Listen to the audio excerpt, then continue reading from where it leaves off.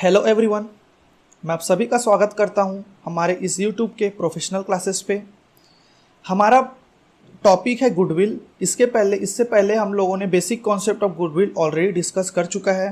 तो मैं आप सभी को रिकमेंड करूंगा कि वैल्यूएशन ऑफ गुडविल देखने से पहले आप सभी बेसिक कॉन्सेप्ट ऑफ गुडविल को जाके एक बार गो थ्रू कर लीजिए। वैल्यूएशन ऑफ गुडविल बताने से पहले मैं गुडविल को वंस अगेन रिवाइज करा देता हूँ। गुडविल हमारा इंटेंजिबल एसेट है जो कि बिजनेस में एक्स्ट्रा प्रॉफिट अर्न करके देता है। किसी भी पर्सन का जो हमारे लिए पॉजिटिव इमेज है, जो हमारे लिए अच्छा सोचता है, हमारी रीच ज़्यादा है बिजनेस को, तो उसे अपन गुडविल कहते हैं। और डिटेल एनालिसिस के लिए आप वीडियो देखिए। अब आज का अपना टॉपिक स्टार्ट करते हैं, वैल्यूएशन ऑफ गुडविल।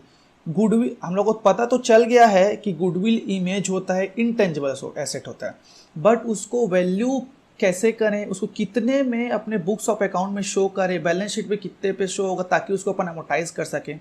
तो उसी को करने के लिए हमारे पास बेसिकली 4 मेथड्स होते हैं। पहला मेथड अपना होता है एवरेज प्रॉफिट मेथड, दूसरा मेथड होता है अपना सुपर प्रॉफिट मेथड, तीसरा मेथड होता है अपना capitalisation method and fourth method होता है अपना एन्युटी मेथड। मैं फिर से बोल रहा हूँ, हमारे पास 4 मेथड होते हैं वैल्यूएशन ऑफ गुडविल के। पहला है एवरेज प्रॉफिट मेथड, दूसरा सुपर प्रॉफिट मेथड, तीसरा कैपिटलाइजेशन मेथड, चौथा एन्युटी मेथड। एवरेज प्रॉफिट को कैलकुलेट करने के लिए 2 मेथड होते हैं, सिंपल एवरेज और वेटेड एवरेज। हम यहाँ पास डिटेल एनालिसिस सबका करेंगे। पहले अपन स्टार्ट करते हैं एवरेज प्रॉफिट मेथड से। एवरेज प्रॉफिट मेथड को हम डिटेल में समझते हैं। उससे पहले हम एक छोटा सा एक एग्जाम्पल लेते हैं। सपोज मिस्टर एक्स को यहाँ पास बिजनेस को ग्रो करना है या तो इनिशिएट करना है, मतलब अल्टीमेटली ये है कि उसको प्रॉफिट कमाना है।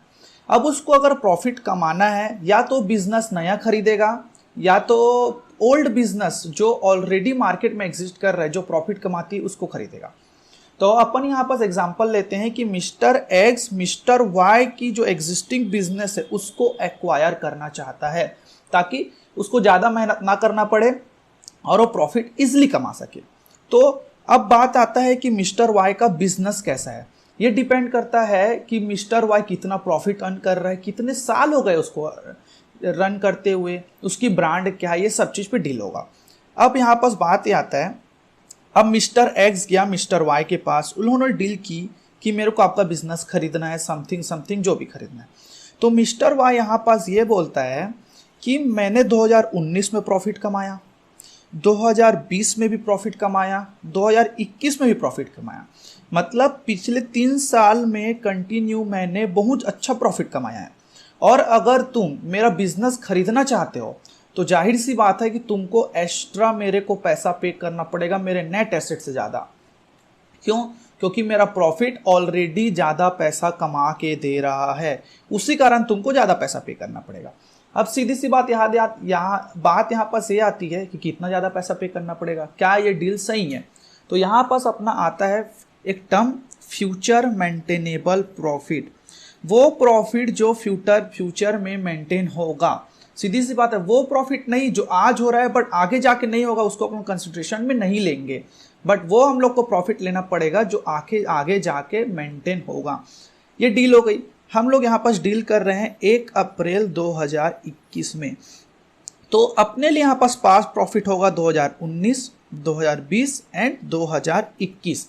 अब यहाँ पास अब मिस्टर वाई ये बोलता है कि मेरे को ज़्यादा पैसा चाहिए इसके पीछे, उसी को अपन टर्म को बोलते हैं गुडविल। ये हो गया अपना एग्जाम्पल। अब बात आता है कि एवरेज प्रॉफिट मेथड से इस गुडविल को वैल्यू कैसे करें। सीधी सी बात है, अगर अपन जो पास प्रॉफिट है उसमें एडजस्टमेंट करेंगे प्लस माइनस, ताकि उसको फ्यूचर मेंटेनेबल प्रॉफिट तक अपन ला सकें, फिर उसका एवरेज करके नंबर ऑफ ईयर परचेज से इनटू करना पड़ता है। अब बात आती है, हम लोग एफएमपी समझ लिए, अब आता है नंबर ऑफ ईयर परचेज क्या होता है। नंबर ऑफ ईयर परचेज मतलब यहाँ पास ये होता है कि जो अपना पुराना प्रॉफिट है वो और आगे जाके कितने साल तक मेंटेन हो सकता है। अगर मैं किसी भी चीज़ को, अगर मैं कोई मेडिसिन आज के डेट में खरीद रहा हूँ तो कितने दिन चलेगा, महीना भर, 2 साल, 3 साल।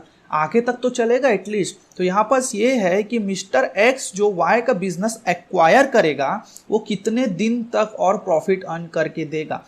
तो बेसिकली हमारे क्वेश्चन के हिसाब से पिछले 3 साल में प्रॉफिट जनरेट किया है, तो यहाँ पास एज्यूम करते हैं कि number of per year purchase आप लोग का 3 होगा, कि आगे 3 साल तक जाके प्रॉफिट अर्न करके देगा।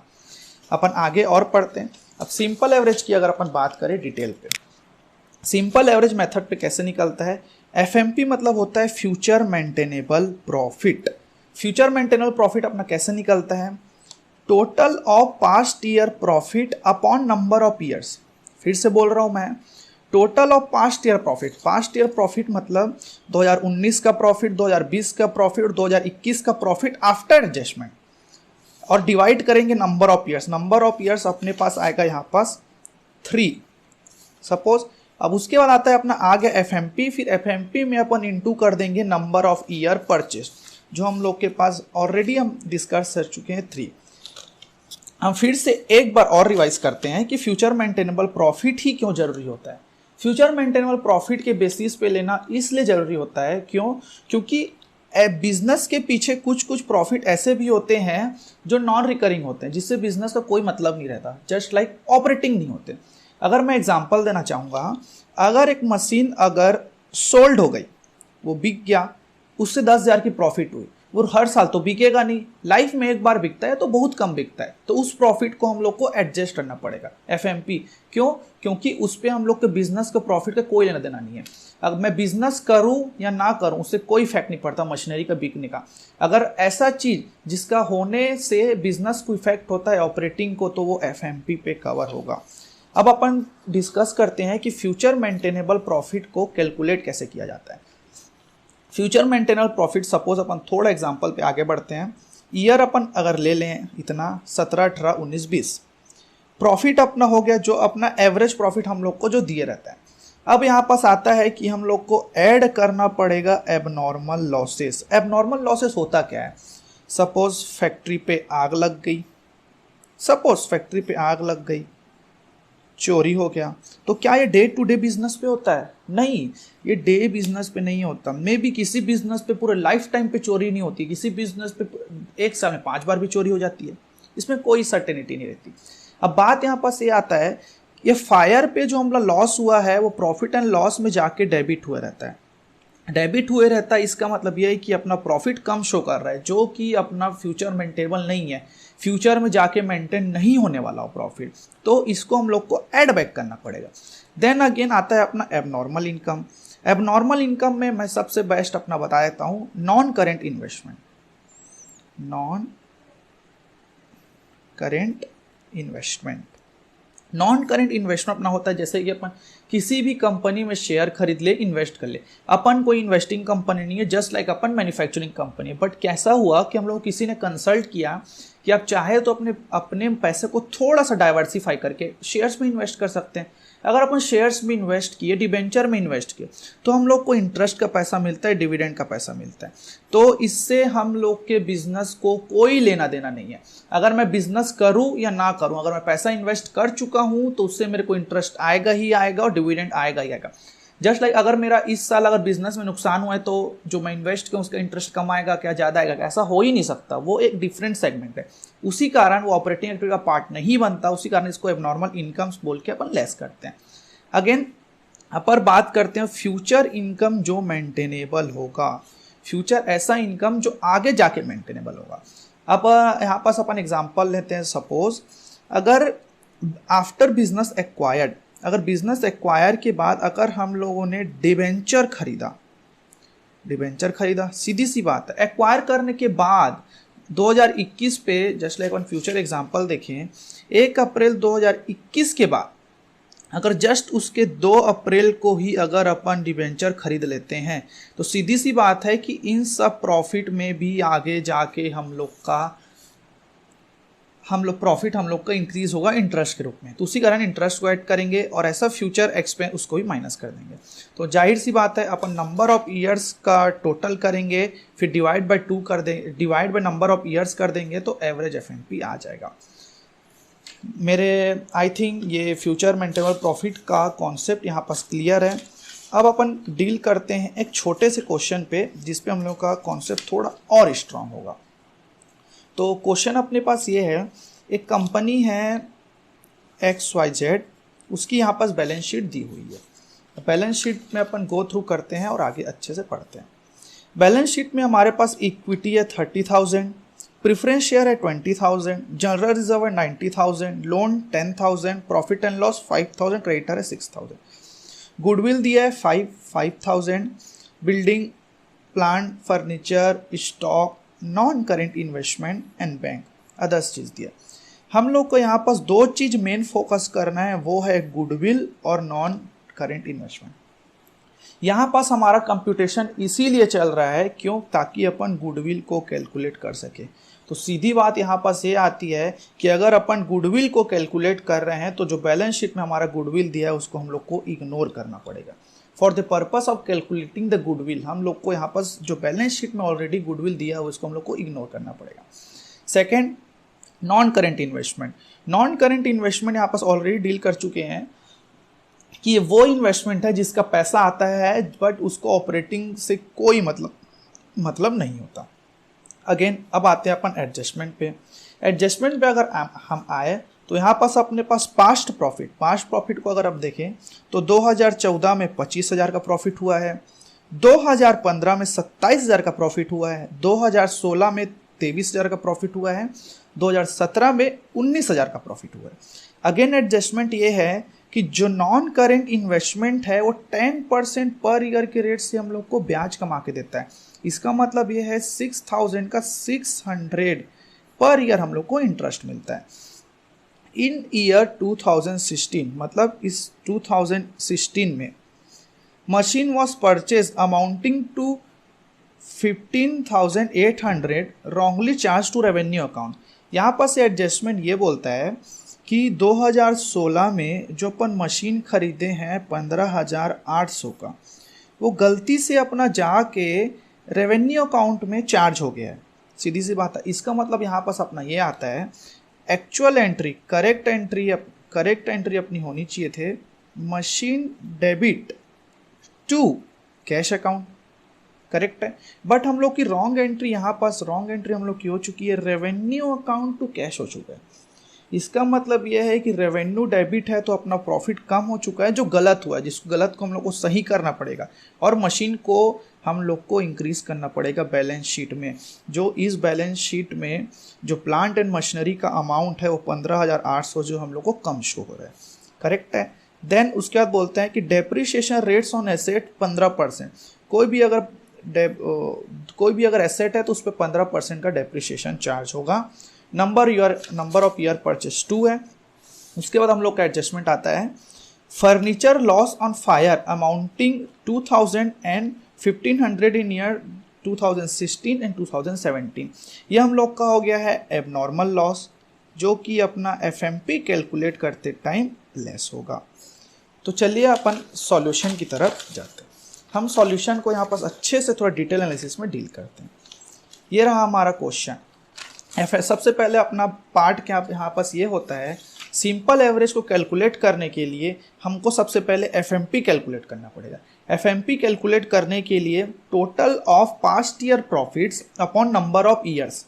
सो सबसे पहले अपन पास्ट ईयर प्रॉफिट्स को कैलकुलेट करते हैं आफ्टर एडजस्टमेंट। 25,000, 27,000, 23,000 एंड 19,000। सेम यहाँ पास अमाउंट पुट हो चुका है 25,000, 27,000, 23,000 और 19,000। चलिए अब हम एक एक करके एडजस्टमेंट पढ़ते हैं। Non current investment earn 10% per year. Non current investment यहाँ पास हम लोग को 10% पर ईयर अर्न करके देता है। तो सीधी सी बात है, उस इनकम को हम लोग को लेस करना पड़ेगा। तो income on investment 600, 600, 600, 600 every year यहाँ पास हम लोग का लेस होगा। सीधी सी बात है। In 2016 machine was purchased amounting to 50,800, जो गलती से जाके रेवेन्यू में चार्ज हो गया। इसका मतलब ये है कि यहाँ पास जो एबनॉर्मल लॉस के बाद आता है मशीन कॉस्ट। मशीन कॉस्ट जो हमारा रेवेन्यू में जाके चार्ज हुआ था, इसका मतलब ये था कि अपना प्रॉफिट ऑलरेडी कम हो चुका था, तो उसको हम लोग को बढ़ाना पड़ेगा 15,800 पे। उसके बाद जस्ट इसके बाद अपना एडजस्टमेंट आता था, डेप्रिसिएशन आता है 15% हर एसेट पे। अब सीधी सी बात यहाँ पास ये होती है कि मशीन अपना 15,800 अगर मशीनरी अकाउंट में नहीं गया हुआ है, एसेट अकाउंट पे नहीं गया हुआ, जाहिर सी बात है उस पर डेप्रिसिएशन भी नहीं लगा होगा। अब डेप्रिसिएशन को चार्ज अपन नया करेंगे, नया तरीके से 15% पर एनम के रेट से WDV से 15,800 का, फिर जो अपना WDV आएगा उस पर भी कैलकुलेट होगा सेम। ये सब प्रोसेस है अपना फ्यूचर मेंटेनेबल प्रॉफिट। यहाँ पास अपन मशीन को रॉन्गली अपन डेबिट कर डाले थे रेवेन्यू अकाउंट में, जो अपने लिए गलत था एज पर अकाउंटिंग टर्म्स और अकाउंटिंग पॉलिसी। उसी कारण हम लोग इसको करेक्ट करके फ्यूचर मेंटेनेबल प्रॉफिट में कैलकुलेट किया। उसके अपने पास एक और एडजस्टमेंट आता है जिसका है furniture loss on fire amounting to 2,000 and 1,500 in year 2016-2017 respectively. Furniture है जो आग लग गई उसी कारण वो जल गया, सीधी सी बात है। जो 2,000 and 1,500 का जो लॉस हुआ है, क्या वो आगे जाके होगा? क्या वो 2018 में भी होगा? क्या 2019 में भी होगा? तो क्या 2020 में भी होगा? ना, ये लॉस हम लोग का रिकरिंग नेचर का नहीं है, ये डे टू डे बिजनेस पे नहीं होता। हो गया तो हो गया, नहीं हुआ तो नहीं हुआ। इसी कारण ये अपना प्रॉफिट से ऑलरेडी कम हो चुका है। मतलब अगर अपन बात करें पीएनएल अकाउंट की, पीएनएल अकाउंट में लॉस ऑन फायर जाके डेबिट हो चुका है 1,500 का 2017 में और 2,000 रुपये का 2016 में, जो अपना नेट प्रॉफिट ऑलरेडी डिक्रीज कर चुका है, जिसको हम लोग को जाके इंक्रीज करना पड़ेगा। तो एबनॉर्मल लॉस 2,000 और 1,500 को हम लोग यहाँ पास ऐड कर चुके हैं। यहाँ पास अपना अपना जो प्रॉफिट आया है वो अपना होता है फ्यूचर मेंटेनेबल प्रॉफिट। अब प्रॉफिट ये बोला जा सकता है कि 24,400, 26,400, 37,830, 17,885 ये हमारा जाके फ्यूचर में मेंटेन होगा।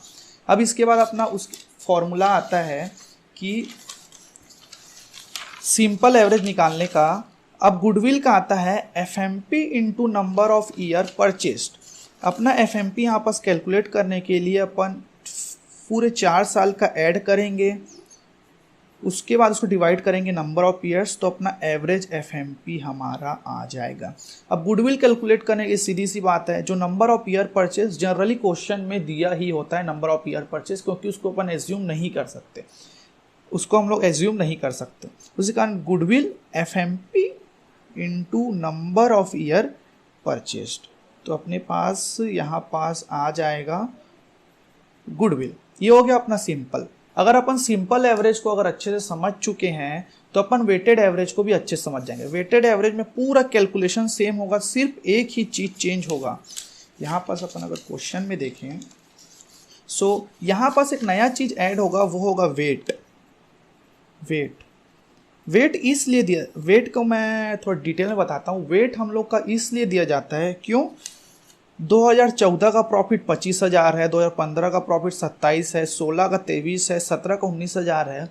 अगर अपन इसको सिर्फ 25, 27, 23, 19 मान ले तो क्या ये सही होगा? नहीं हो सकता है। मे बी 2017 का रिसेंट प्रॉफिट है, 2016 का उससे पहले का प्रॉफिट है, 2015 का उससे पहले का है, 2014 का भी उससे पहले का प्रॉफिट है।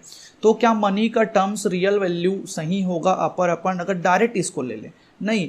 तो इसी कारण हम लोग को इनको वेट देना पड़ता है। क्यों? जो अपना रिसेंट प्रॉफिट रहता है जनरली उसको अपन ज़्यादा वेट देते हैं। क्यों? तो जस्ट पिछले साल हुआ रहता है वो बिजनेस में जाके ज़्यादा इम्पैक्ट करता है जो करंट पे रहता है। उसी कारण अपन अगर बात करें 2017, 2016, 2015 और 2014, तो अपन जनरली यहाँ पर वेट देंगे 1, 2, 3, 4। फिर अपन इसको प्रोडक्ट करके इंटू कर देंगे। मैं आपको दिखा देता हूँ। यहाँ पास अपन इंटू करेंगे 1 इंटू 2 इंटू 3 इंटू 4, और जो अपना सम आएगा उसको अपन टोटल से डिवाइड करके अपन यहाँ पास वेटेड एवरेज प्रॉफिट निकाल लेंगे। फिर अगेन सेम अपना FMP भी वैसे ही कैलकुलेट होगा जैसे अपन पहले किए थे प्रीवियस पे। यहाँ पास कोई अदर चेंजेस नहीं होता। अब बात यहाँ पास बच्चों की मेन डाउट आती है कि अपन वेट को 4 3 2 1 ही क्यों लें, 1 2 3 4 भी ले सकते हैं, चाहे तो 1 4 3 2 ऐसा भी ले सकते हैं। जब तक क्वेश्चन में दिया है तब तक अपन जैसा वेट दिया है वैसा ही लेंगे। बट अगर वेट नहीं दिया है क्वेश्चन में तो मैं पर्सनली यही रिकमेंड करूंगा कि जो रिसेंट ईयर का प्रॉफिट है उसको हम लोग को ज़्यादा वेट देना चाहिए रेदर देन पिछले ईयर के प्रॉफिट से। ओके, सो यहाँ पास अपना एवरेज प्रॉफिट मेथड यहाँ पास कंप्लीट होता है, जिसको कैलकुलेट करने के लिए हम लोग को सबसे पहले FMP कैलकुलेट करना पड़ता है। उसके बाद हम लोग को कैलकुलेट करना पड़ता है total of past year profits upon number of years, जो FMP कैलकुलेट हो जाता है। फिर गुडविल के लिए future maintainable profit into number of year purchase. So यहाँ पर सिंपल एवरेज प्रॉफिट का कॉन्सेप्ट खत्म होता है। अगर फिर अपन यहाँ पर नेक्स्ट क्लास में डील करेंगे सुपर प्रॉफिट का। सुपर प्रॉफिट जो हम लोग का मेन कॉन्सेप्ट होता है। सो बने रहिए हमारे यूट्यूब के चैनल के साथ। हम जल्दी आते हैं नेक्स्ट क्लास पे सुपर प्रॉफिट का वैल्यूएशन।